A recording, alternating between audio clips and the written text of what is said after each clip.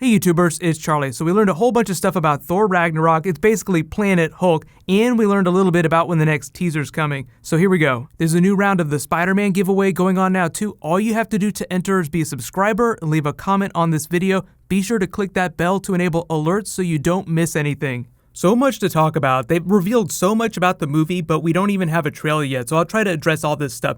Number 10, they're totally doing Planet Hulk with a few minor changes. Now, there's no way they're going to do the exact comic book storyline. That would be an entire movie by itself. In fact, they turned it into an animated movie, so if you haven't seen that, you can check that out. I mean, really, it's like the Cliff Notes for the comic book, so I just recommend reading the Planet Hulk comic book. It's crazy, it has great artwork, you get to see full-blown Gladiator Hulk just completely smash a world, which isn't to be confused with World Breaker Hulk when he comes back from Planet Hulk. So there are a whole bunch of questions about Hulk's presence in the film, in whether or not they're gonna do Sakaar, like what is this planet that they're fighting on that's on the other end of the universe from Asgard. Number 9, if Thor is forced to fight Hulk in the arena, that was actually part of the Comic-Con teaser that they showed off. It was just them bull rushing each other inside the arena. How did Hulk get into outer space in the first place? We haven't seen him since the very end of Age of Ultron. We know what happened to Thor at the end of Age of Ultron. He returned to Asgard to seek more clarity on what was going on with his visions. Like, he saw visions of the Infinity Stones. We got that funny teaser from Comic-Con where he's living with Daryl. That's not actually what was happening. That was just like a funny mock-up for the DVD of Civil War. What actually happened is he went back to Asgard, and it's been a little over a year. You have to remember that the things move in real time in the Marvel Cinematic Universe. So if Civil War was like last spring, then Age of Ultron was a year before that. So Thor went back to Asgard. So there's been this big stretch of time where he's been banished to this gladiatorial planet. Whether or not it's Sakaar just remains to be seen. But presumably during that time, Loki hatched his plan to take care of Asgard, to bring Hela from her realm, from Hell, and just based on the pitch, like we know that Loki comes to Earth to find Odin, meaning that he probably recants and like bites off a little more than he can chew. He probably doesn't want to bring about Ragnarok. He just wants to be king. That's all he wants. Hela is the one that wants to destroy Asgard, so that's probably the turning point for Loki, where he's like, okay, this isn't what I signed on for, so he helps Thor out, but that's much later in the film. So in the time after Age of Ultron, but before we see Thor fighting in the arena, there's probably some fight with Loki. Loki probably finds a way to banish him to this planet far away from Asgard so that he can't cause him any trouble. Number 8, Hulk in space. How did it happen? So at the end of Age of Ultron, sort of like the Planet Hulk comic book, he jettisons into outer space in the Quinjet. That's probably what happens, and just crash lands on whatever planet it is he's forced to fight in the arena of. So I'm just expecting them to be as simple as possible with that. Like, he flew into outer space because he felt like he couldn't be around other people. He just crash landed on this planet. But number 7, if they are doing Sakaar, what does that say about the comic book stuff? Because you have the Red King, the old power. What about his son Scar? So I'm not expecting them to do the Hulk's son. There'll be a lot of Hulk in the movie, but Marvel doesn't seem to have any plans to do a Hulk movie, so they would probably save stuff like that if they were going to do a solo Hulk film. So like I said, because it's been a long time since the Age of Ultron, Hulk has probably been in outer space on this planet for a long time. Just like the Planet Hulk comic book, he's probably forged some relationships in the arena. So there'll probably be some nods to that, but I'm only expecting them to spend, maybe like 30% of this movie in that gladiator area. It'll be like one of the big action set pieces of the film, then it'll turn into a buddy road trip comedy. They'll come back to Asgard, smash everyone, go find Odin, smash everyone again. You'll have your big climax, like the big final battle of the film. So there'll be a lot of arena, but they're not going to spend the entire film fighting in the arena. So just look in the background of shots for Easter eggs from Planet Hulk. Like, a lot of times what Marvel will do, like when they do big crowd shots, is they'll just work people in, even if they don't have speaking parts. So you'll probably see a lot of the characters from the Planet Hulk comic book, but it'll just be at like Easter egg level. So number 6, the Hulk has limitless potential for strength. How is it possible to contain him in an arena? But this is also probably something they're going to borrow from the Planet Hulk comic book. He has like a control collar. It's like a little device they attach to him that just suppresses his powers.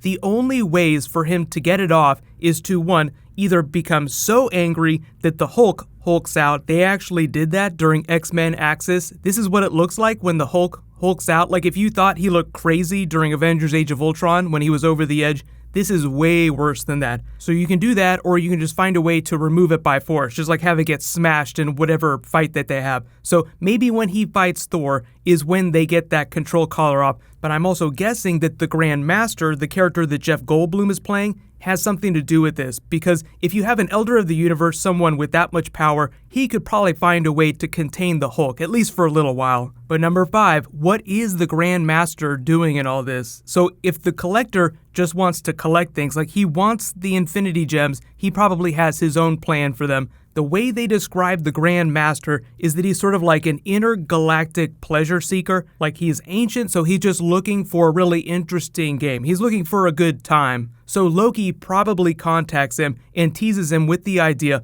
of Hulk fighting Thor and is like, oh hey, why don't we set this up? So that's probably how the Grandmaster gets involved. But number 4, big thing here, Thor does not have his hammer, so it also sounds like they're doing some of the unworthy Thor from the comics. If you haven't been reading the comics, the main version of Thor became unworthy, so he wasn't able to wield the hammer anymore. What happened recently, though, is that he found out about another hammer from a different universe that he could wield, so he's going after that. It's actually the hammer that belonged to the Thor from the Ultimates universe from before Secret Wars. So if you didn't read Secret Wars, you don't know what's going on, don't worry about it. They're not doing that. There's only one version of Thor in the Marvel Cinematic Universe. There's only one hammer, so don't worry about it. It's just that the unworthy Thor is a story about a Thor that is separated from his hammer. So the hammer is still at Asgard. Thor is on the other side of the universe on this gladiator planet. So if he doesn't get the hammer back before he finds Odin, then Loki would be the only way for him to get around if he doesn't have access to the Hulk's Quinjet.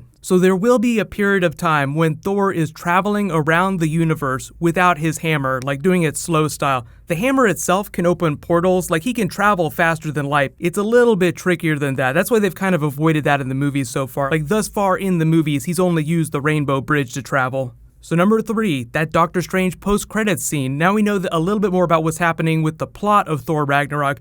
When does that Thor scene in Doctor Strange happen? Because it sounds like he's working with Loki at that point, like Loki's either helped him find Doctor Strange or helped bring them to Earth somehow. So that might fall like really late in the Thor movie after he's made it off the gladiator planet. But the big thing here is that Odin has to be present, return to full power with the Odin Force before the big climax of the movie, the big final battle. That will be Ragnarok. We know a little bit about that. Hela unleashes all the monsters of Ragnarok. Things are blowing apart at the seams. Odin has to step in with the Odin Force to take them all down and banish them back to their individual realms. So not expecting Odin to come back till like the very, very end of the film. But number 2, another big character that they don't mention in the synopsis, Thanos in the Infinity Gems. So James Gunn has been very clear that there is absolutely no Thanos inside his movie. He did not say no Thanos in a post-credits scene. So they could do that because he also said they're not going to do Infinity Gems during Guardians 2. And you just like, there's so much stuff that you have to do with the Infinity Gems leading into Infinity War that they at least have to touch on it briefly during Thor Ragnarok. So it would make sense that the 2 space-based Marvel movies have some connective tissue between them, because Guardians is coming in the spring, Thor is coming in November, but as for actual Thanos during Thor Ragnarok, we don't know a lot about that. Like, maybe a little bit of him at the very end of the movie, just trying to use all the chaos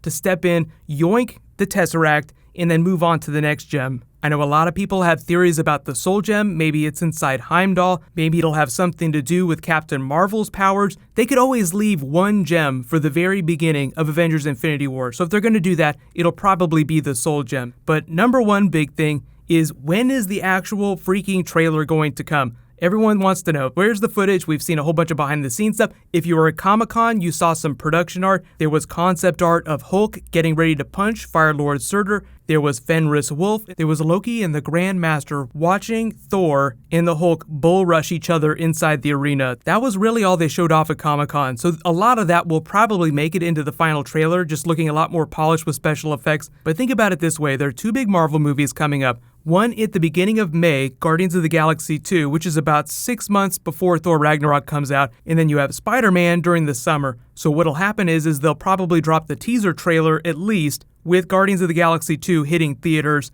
and then again when Spider-Man hits theaters. So up until that point, up until like May when Guardians drops, most of their time is going to be spent promoting Guardians of the Galaxy and Spider-Man. So even though like Spider-Man's a Sony movie and they're the ones posting most of the trailers, Marvel's kind of cross-posting. So the earliest I'm expecting to see a Thor trailer is sometime around the end of April, beginning of May. They could always drop some more concept art or like a really small teaser before then. There's supposedly a Doctor Strange DVD bonus feature called Team Thor Part 2. Team Thor was that funny Comic-Con trailer that they released with Thor with Daryl. So that will probably be a follow-up that will help push into the beginning of Thor Ragnarok. So if you ever wanted a reason to buy a DVD, this would be it. So it'll be like the closest thing you get to a teaser before the actual teaser comes out. But let me know, what are you guys most hype about? I know everybody can't wait to see Gladiator Hulk, Planet Hulk stuff. It's going to be awesome. So what's going to happen next is, because I pushed an Arrow video for this, like they dropped all this information, that'll be the next video to post. So Arrow Prometheus coming tomorrow morning. While you guys wait for that to post, you can click here for a new Flash trailer, and you can click here for new Spider-Man Homecoming. Thank you so much for watching, everybody. Let's high five. I'll see you guys tonight.